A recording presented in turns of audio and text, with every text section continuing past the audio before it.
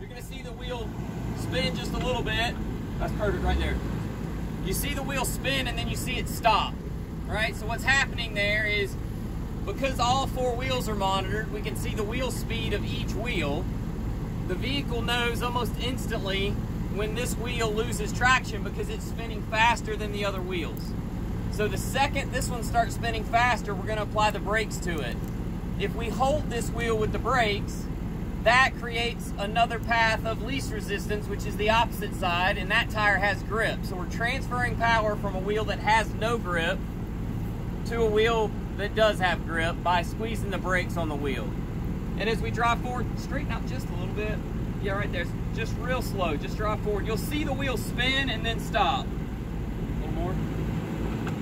See it spin and then stop. All right, stop there. Good, let's go ahead and back down just a little bit.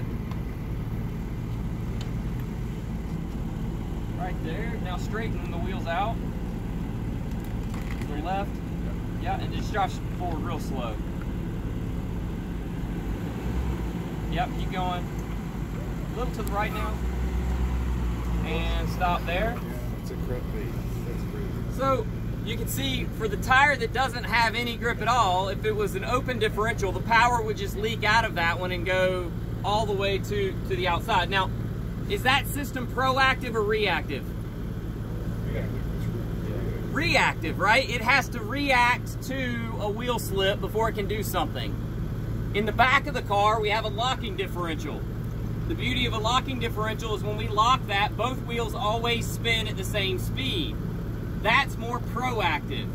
So if we look at the systems and how we optimize them, we're using the locking diff in the back. The second that it sees slip, it's already locking that differential in the back if it's not engaged already, so that we don't have the same thing happen when we come through in the rear.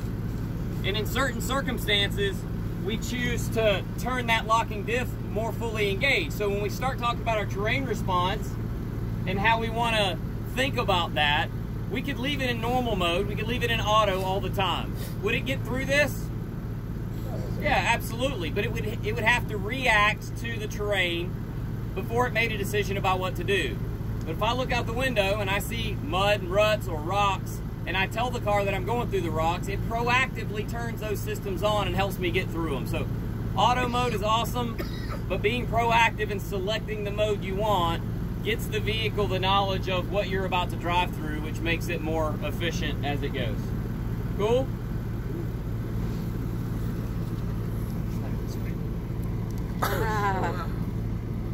You're at the perfect balance point. Holy shit. Do it again, keep going. So one of the other cool things about the D7X platform is the structural rigidity of the body and how tight and strong the body is. If you took another vehicle and tried to put it through this situation with the body torsionally twisted in an off-road situation like this, you wouldn't be able to open and close the doors.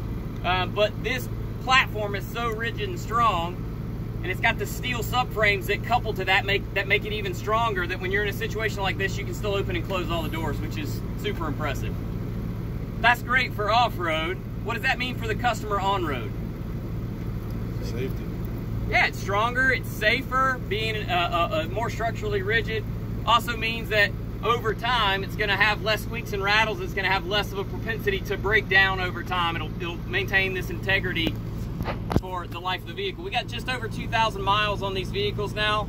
They have been, from the beginning of the month to now, incessantly driven off-road every day, punished, I would say, by some of the drivers.